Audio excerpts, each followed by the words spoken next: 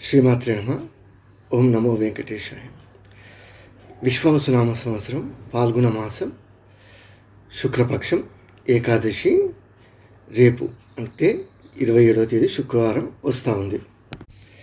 ఈ ఏకాదశినే ఆమ్లకి ఏకాదశి అని కూడా అంటారు. ఈ ఆమ్లకి ఏకాదశి రేపు శుక్రవారం 27వ తేదీ వస్తూ ఉంది. ఈ ఆమ్లకి ఏకాదశి యొక్క మహత్యాన్ని ఇంతకుముందే మనకు తెలుసుకున్నాము, కానీ ఇంకొకసారి తెలుసుకుందాం. మరలా ఒకసారి దీన్ని గుర్తు చేసుకోవడానికి ఈ ఆమ్లకి ఏకాదశి గురించి తెలుసుకుందాం. ఈ ఆమ్లకి ఏకాదశి గురించి పద్మపురాణం, భవిష్య పురాణంలో స్పష్టంగా ఉంది. ఈ ఏకాదశి మహత్యాన్ని మాంధాత అనే మహారాజుకు వశిష్ఠ మహాముని చెప్తూ ఉన్నారు.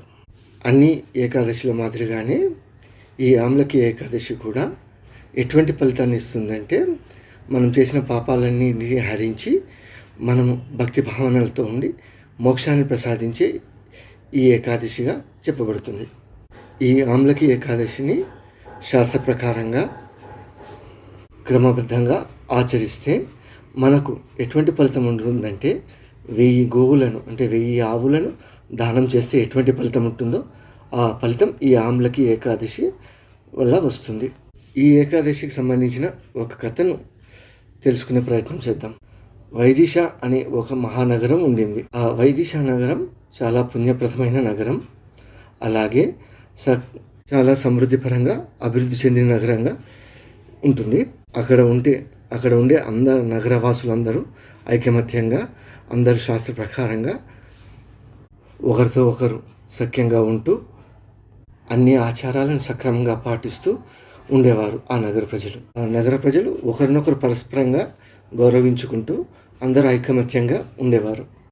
ఆ ఊరిలో ఎటువంటి దురాచారవంతులు కానీ దుర్మార్గులు కానీ ఆ ఊరిలో ఎక్కడా కనిపించరు. అందరూ భక్తి భావనతో ఉండేవారు. ఆ రాజ్యంలో చంద్రవంశంకి సంబంధించిన ఒక రాజు ఉండేవారు. ఆ రాజు పేరేంటే చైత్రరథుడు అని పేరు. ఆ రాజు కూడా చాలా ధర్మాన్ని పాటిస్తూ, ఆ రాజు చాలా దైవభక్తుడు. ఎందుకంటే రాజు ధర్మాత్ముడైతే ప్రజలు కూడా ఆ రాజ్య పాలనలో అలాగే ఉంటారు. ఆ రాజు ఎల్లప్పుడూ సత్యాన్నే పలికేవాడు, అబద్ధాలంటూ చెప్పేవాడు కాదు. అధర్మ ఆచరణ అంటూ కూడా ఆ రాజు వద్ద లేదు. అంతేకాకుండా ఆ రాజు ఎంతో శక్తివంతుడు. 10,000 ఏనుగుల బలం ఎలా ఉంటుందో అంతటి బలవంతుడు. శాస్త్రపరంగా శస్త్రపరంగా చాలా అన్నీ ఆ రాజుకు తెలుసు. ఆ రాజు యుద్ధంలో కూడా నిపుణుడు. అలాగే భగవంతుని యొక్క శాసనాలయందు కూడా, అలాగే రాజశాసనాలయందు కూడా ఆ రాజు చాలా నిపుణుడు. ఆయన రాజ్యంలో ఎటువంటి పేదవారు కానీ భిక్షగాళ్ళు కానీ లేరు. ఎందుకంటే ఆ రాజ్యంలో అంతా సస్యశ్యామలంగా అభివృద్ధి చెందిన దేశం ఆ నగరం. ఆ రాజ్యంలో వర్షాలు సకాలంగా పడేవి, పంటలు కూడా సకాలంగా పండేవి. ఎంతో సమృద్ధిపరంగా ఆ నగరం ఉండేది. దానికి కారణం ఏమంటే, ఆ రాజ్యంలోని అందరూ విష్ణువును క్రమం తప్పకుండా ఆరాధిస్తూ ఉండేవారు. అందరూ విష్ణు భక్తులు. ఏకాదశి వ్రతాన్ని క్రమం తప్పకుండా పాటిస్తూ ఉండేవారు అందరూ. మనకు ఏకాదశి కృష్ణపక్షంలో ఒకటి వస్తుంది, అలాగే శుక్లపక్షంలో ఒక ఏకాదశి వస్తుంది. ఈ 2 ఏకాదశులను తప్పకుండా క్రమం తప్పకుండా వాళ్ళు ఆచరించేవారు. అందరూ భగవంతుని విశేషంగా ఆరాధించేవారు.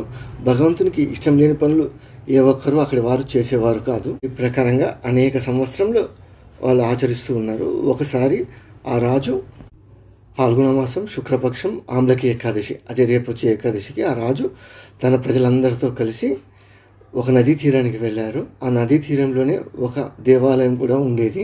ఆ రాజు ఆ నదిలో స్నానం చేయడమే కాకుండా తన నగర ప్రజలందరూ కూడా అదే నదిలో స్నానం చేశారు. ఆ దేవాలయంలో అంతా శుభ్రపరిచి, ఆ దేవాలయం సమీపంలో ఉన్న ఆమ్లకి చెట్టు అంటే ఉసిరిక చెట్టు, దాన్నే దాత్రి వృక్షం అని కూడా అంటారు. ఆ ఉసిరి వృక్షం కింద, ఆమ్లకి వృక్షం దగ్గర దాన్నే నెల్లికాయ చెట్టు అని కూడా అంటారు. ఆ వృక్షం దగ్గర ఒక కలశాన్ని స్థాపించారు. ఆ కలశం ఎలా ఉందంటే, ముత్యాలు, వజ్రాలు, వైడూర్యాలతో పొదిగింపబడిన ఆ యొక్క కలశాన్ని అక్కడ స్థాపించారు.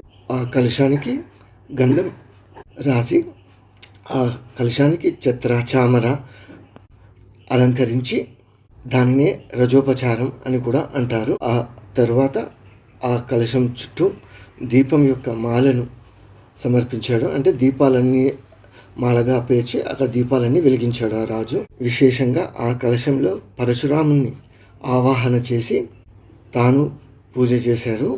అలాగే అందరి ప్రజలతో కూడా ప్రార్థన చేయించాడు. జమదగ్నే నమస్తేస్తూ రేణుకానందవర్ధన ఆమ్లకి కృతఛాయ భుక్తిముక్తి వరప్రద. జమదగ్ని కుమారుడైన అలాగే రేణుకాదేవికి సంతోషాన్ని చేకూర్చిన పరశురామ, ఈరోజు ఈ నెల్లికాయ అంటే ధాత్రి వృక్షం యొక్క లలో నీవు ఉన్నావు అని ఉండే ఓ పరశురామ, నేను బ్రతికినంతకాలం ఎటువంటి అన్ని రకాల సుఖాలను, భోగాలను, ఆహారాన్ని, సమృద్ధి అయిన ఆరోగ్యాన్ని ప్రసాదించి తుదకు నాకు మరణానంతరం మోక్షాన్ని ప్రసాదించవలసిందిగా ఆ రాజు ప్రార్థించాడు. ఈ ఉసిరి వృక్షంలో అందరి దేవతల నివాస స్థలం. అలాగే ముఖ్యంగా లక్ష్మీదేవి ఈ వృక్షంలోనే ఉంటుంది. ధాత్రి సమోద్భూతే సర్వపాతకనాశిని ఆమ్లకీ నమస్తుభ్యం గ్రహణార్ఘ్యోద్యుతం నమః. ధాత్రి బ్రహ్మస్వరూపాసి తుంతు గ్రామేణ పూజిత ప్రదక్షిణా విధానేన సర్వపాప హరోభవ. హే ధాత్రి, సాక్షాత్తు చతుర్ముఖుడైన బ్రహ్మచేత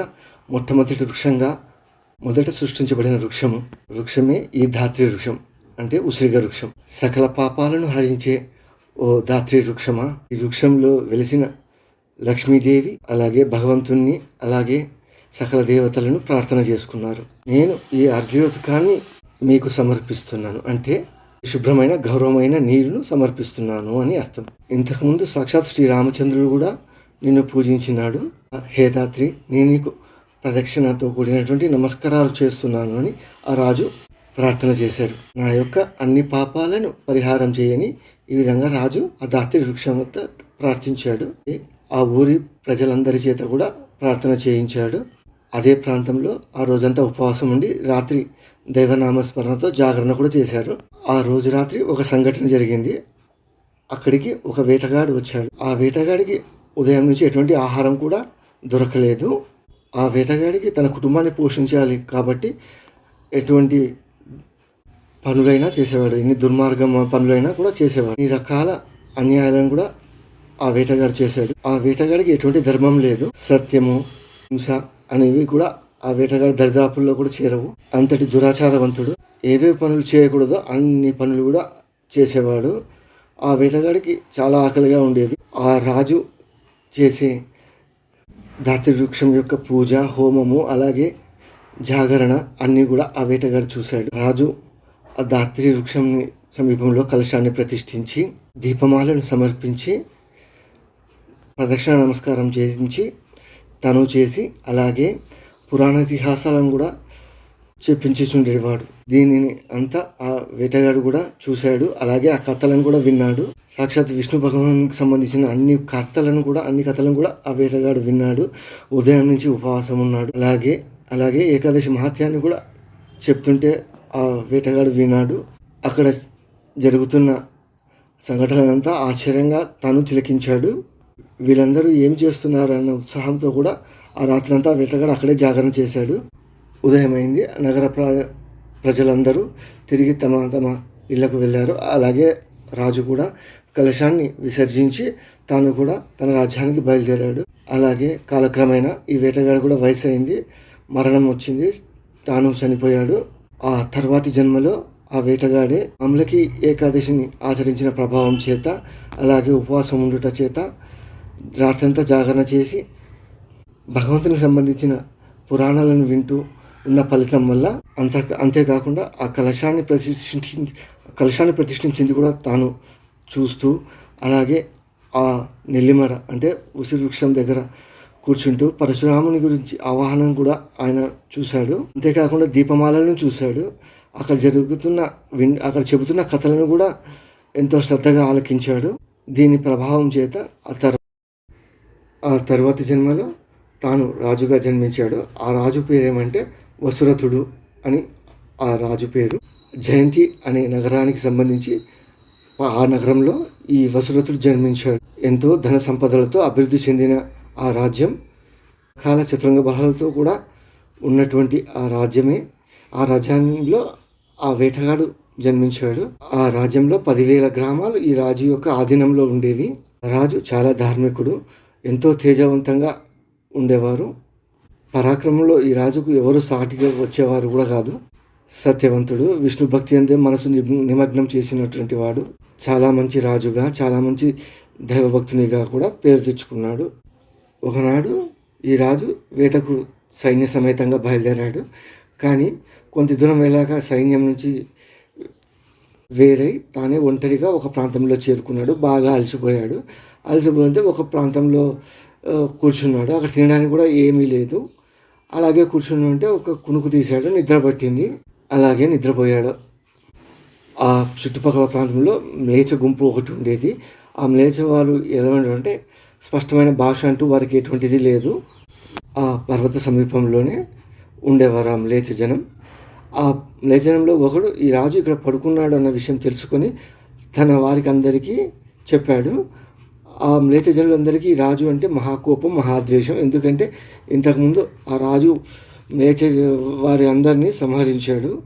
చాలా దుష్టవంతులైన ఈ మ్లేచ్ఛ జనులందరినీ రాజు ఇంతకుముందు సంహరించాడు. దానివల్ల ఆ మ్లేచ్ఛ జనం అంతా కత్తి, ఆయుధాలన్నీ ధరించి ఆ రాజు సమీపంలోకి వచ్చి రాజు మీద దాడి చేయడం ప్రారంభించారు. అన్ని ఆయుధాలతో దాడి చేసినా కూడా ఆ రాజు సమీపంలోకి వెళ్ళేవి కానీ, ఆ రాజు శరీరాన్ని తాకేవి కానీ రాజుకు ఎటువంటి గాయాన్ని కూడా కానివ్వలేదు. రాజు అలాగే నిద్రలో ఉన్నాడు. కానీ ఎటువంటి ఆయుధాలు కూడా రాజును ఏమీ చేయలేకపోయాయి. ఆ మ్లేచ్ఛ జనులందరూ ఆశ్చర్యంతో అలాగే చూస్తూ ఉండిపోయారు. ఎందుకంటే ఈ మ్లేచ్ఛ జనులందరూ లోకకంటకులు. వీళ్ళు ఉపద్రవాన్ని తెచ్చేవారు. ఆ కాలంలో వారికి ఈ రాజును నేరుగా ఎదిరించే ధైర్యము, సాహసం లేదు. అందుకే ఇలా దొంగ దెబ్బగా రాజు పడుకున్నప్పుడు రాజు మీద దాడి చేయడానికి ప్రయత్నించారు. ఆ మ్లేచ్ఛ జనులందరూ ఆశ్చర్యంతో చూస్తూ ఉంటే ఆ రాజు యొక్క శరీరం నుంచి ఒక కన్య బయటికి వచ్చింది. ఆ కన్య ఎలా ఉందంటే సకల గుణ అందాల రాశి, నిసృత ప్రమద ఏకం. అంటే ఆమె ఏ విధంగా ఉంది అంటే సర్వావయ శోభన, చాలా సుందరంగా ఉండేది. ఆమె దివ్యమైన గంధాన్ని ఆమె పూసుకొని ఉంది. అలాగే దివ్యమైన అన్ని రకాల ఆభరణాలను కూడా ధరించి ఉంది. దివ్యమైన మాలను కూడా ధరించి ఉన్నది. అత్యంత సుందరి, అత్యంత కోమలి అని చూస్తున్నంతలోనే ఆమె కళ్ళల్లో నిప్పు రాజేసేంత కోపాగ్నితో ఆ మ్లేచ్ఛనులందరినీ చూస్తూ ఉంది. అన్ని రకాల ఆయుధాలను కూడా ఆమె అన్ని చేతులలో ధరించి ఉంది. కళ్ళలో చాలా కోపంతో వారందరినీ చూస్తూ ఉంది. చేతిలో చక్రము, అనేకమైన ఆయుధాలతో కలిగి ఉన్న ఆ కన్య ఆమె ఎవరంటే ఇంకెవరు, ఆమె సాక్షాత్ దుర్గాదేవి. దుర్గనే ఈ రూపంగా వచ్చింది. ఎవరైతే ఈ మ్లేచ్ఛ జనమంతా రాజు మీద దాడి చేస్తున్నారో వారందరినీ ఒక దెబ్బతో అందరినీ సంహరించింది. తిరిగి ఆ కన్య తిరిగి మరలా ఆ రాజు యొక్క శరీరంలోకి ప్రవేశించింది. కొంతసేపటి తర్వాత రాజుకు మెలకువ వచ్చి తాను లేచి చూశాడు. లేచి చూసి చుట్టుపక్కలంతా చూస్తూ ఉంటే ఆ మ్లేచ్ఛ జనులందరూ చనిపోయి ఉన్నారు. ఇదంతా ఎలా జరిగింది అని ఏం జరిగింది అని ఆలోచనలో ఉంటే, మనసులో అనుకుంటూ ఉంటే అప్పుడు ఒక ఆకాశవాణి ఇలా పలికింది. ఆకాశవాణి అంటే మాటలు వినిపిస్తాయి కానీ అక్కడ చుట్టుపక్కల ఎవరూ కనిపించరు. ఆ ఆకాశవాణి ఏం చెప్పిందంటే, రాజా చూడు, ఈ రీతిగా ఎవరు చేశారు అనే ప్రశ్నే తలెత్తదు. ఎందుకంటే ఈ విధంగా ఇదంతా చేసింది సాక్షాత్ శ్రీమన్నారాయణుడే. అందరికీ రక్షణగా ఉంటూ అందరినీ పోషించేవాడు కూడా సాక్షాత్ శ్రీమన్నారాయణుడే అనే ఆ శరీరవాణి చెప్పింది. కానీ ఇక్కడ శరీరం నుంచి బయటకు వచ్చి అందరినీ సంహరించింది దుర్గమ్మ. కానీ ఆకాశవాణి ఏం చెప్పింది, సాక్షాత్ శ్రీమన్నారాయణుడే ఇదంతా చేశాడు భక్తజనులను కాపాడేకి అని ఆ ఆకాశవాణి చెప్పింది అన్న సందేహం రావచ్చు. అంటే ఆ భగవంతుని యొక్క ఆజ్ఞ వల్లనే దుర్గమ్మ వచ్చింది, ఇలా చేసింది. ముఖ్యంగా ఏకాదశి తిథికి కారణమైనటువంటి వారు భగవంతుడు. కాబట్టి ఏకాదశి అనే ఒక స్త్రీ దేవత కూడా ఉంది. ఆమె ఎవరంటే ఈ దుర్గమ్మ అని మనం తెలుసుకోవాల్సి ఉంటుంది. ఎవరైతే ఏకాదశి వ్రతం చేస్తుంటారో వారిని దుర్గమ్మ ఎల్లప్పుడూ రక్షిస్తూ ఉంటుంది.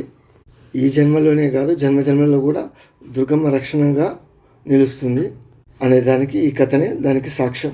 ఎందుకంటే భగవంతుని ఆజ్ఞ ప్రకారం ఎవరైతే క్రమబద్ధంగా శాస్త్ర ప్రకారంగా ఏకాదశి వ్రతాన్ని చేస్తుంటారో వారిని అందరినీ దుర్గమ్మ రక్షిస్తూ ఉంటుంది. ఈ కథ నుంచి మనకు స్పష్టమవుతుంది. ఇదంతా విని రాజు చాలా ఆశ్చర్యం చెందినాడు. తిరిగి తన రాజ్యానికి వెళ్ళి రాజ్యాన్ని ధర్మబద్ధంగా పరిపాలిస్తూ ఉండేవాడు. ఈ వృత్తాంతానంతా వశిష్ఠ మహర్షి మాంధాత మహారాజుకు చెప్పినట్లు పురాణం చెబుతుంది. మనకు సాధ్యమైతే ఈ ఆమ్లకి ఏకాదశి నాడు ఆమ్లకి వృక్షమునందు సమీపంలో కలశాన్ని ప్రతిష్ఠించి పరశురాముని ఆవాహన చేసి దీపమాలను సమర్పించి ప్రదక్షిణాపూర్వకంగా నమస్కారం చేసుకొని ఆ రోజు రాత్రి అంతా జాగరణ చేసి పురాణాలతో కాలక్షేపం చేయవలసి ఉంటుంది. అన్ని పాపాలను నాశనం చేస్తుంది. ఎవరో చేస్తుంటే ఈ వేటగాడు చూసి వినేందుకే తర్వాతి జన్మలో వాడికి రాజు యొక్క జన్మ లభించింది. ఇంకా మనమే సాక్షాత్తు చేస్తే మనకు ఎటువంటి ఫలితం ఉంటుందో మనమందరం ఆలోచించుకోవాలి. అందుకోసం ఆమ్లకి ఏకాదశిని ఆచరించి భగవంతుని యొక్క అనుగ్రహానికి ప్రాప్తులు కావాలి. ఈ ఆమ్లకి ఏకాదశి రేపు అంటే ఫిబ్రవరి 27వ తారీఖు శుక్రవారం వస్తూ ఉంది. అంతకుముందు రోజు 26వ తారీఖు గురువారం దశమి యొక్క ఆచరణ కూడా చేయవలసి ఉంటుంది. 27 ఏకాదశి ఆచరణ, అలాగే 28 ద్వాదశి అంటే ద్వాదశి శనివారం. ఆ రోజు ఉదయం 6:50 తర్వాత భోంచేస్తే సరిపోతుంది. విశేషంగా ఈ ఆమ్లకి ఏకాదశిని గోవింద నామాంకితుడైన ఆ భగవంతునికి సమర్పణ చేస్తూ ప్రార్థన చేసుకోవాల్సి ఉంటుంది. ఓం నమో వెంకటేశాయ.